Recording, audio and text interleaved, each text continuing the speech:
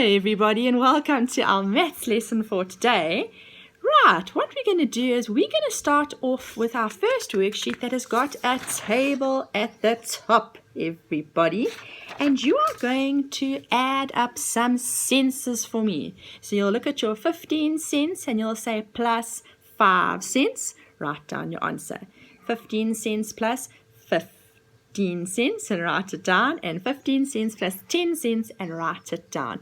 Don't forget your little clever cats at the end of your numbers to show us that we're talking about senses, and move on to the rest of your numbers. You must make sure that you include your sentences, everybody, so that you know that you are talking about not just any number, but you are talking about money.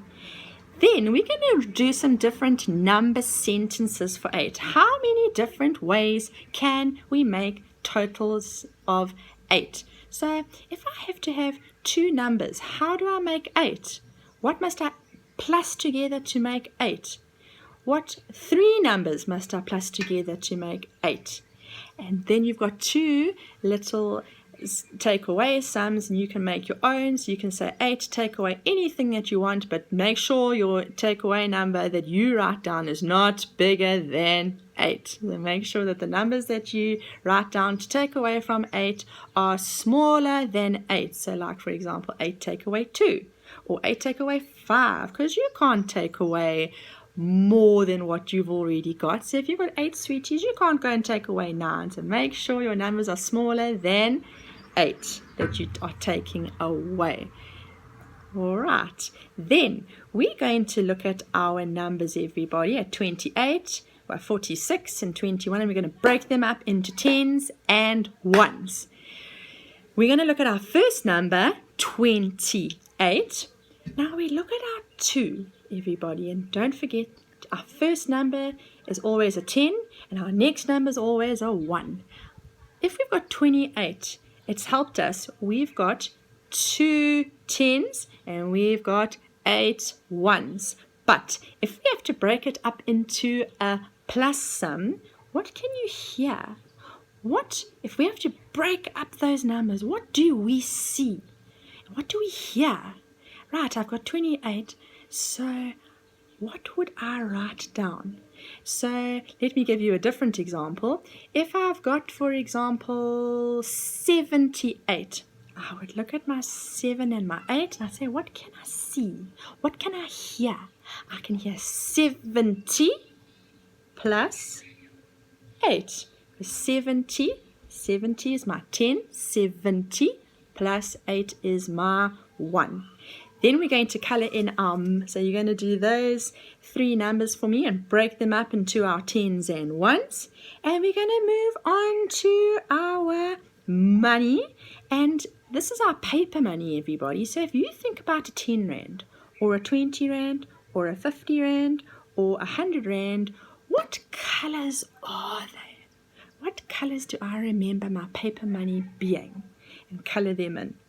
And then we've got a number pattern, 66, a space, 70, 72, a space, 76. Are my numbers getting bigger or smaller?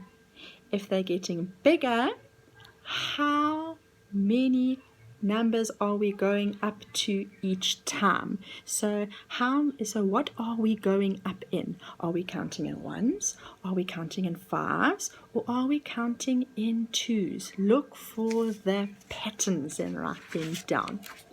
And moving along, we're going to write some different number sentences for 7. Different number sentences for 7, just like what we did with our 8s as well. When we're going to say to yourself, right, if I've got two numbers, how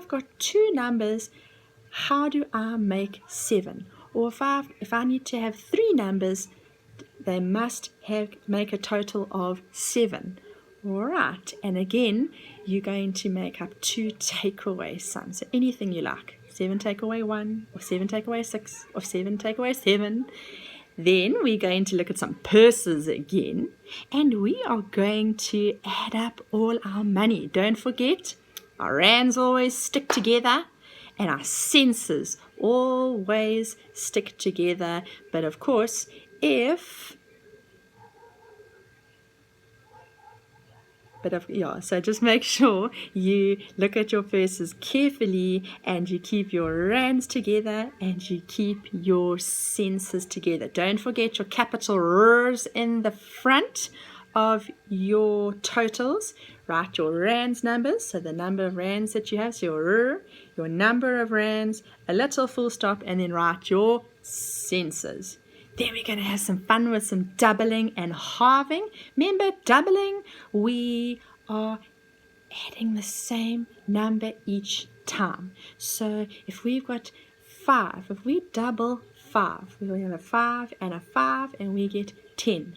Or if we've got double 20, whoa, that's a whopper. We're going to say 20 plus 20, and 20 plus 20, and we say it's 40. So you're going to do those for me. And following on from that, you're going to do some halving.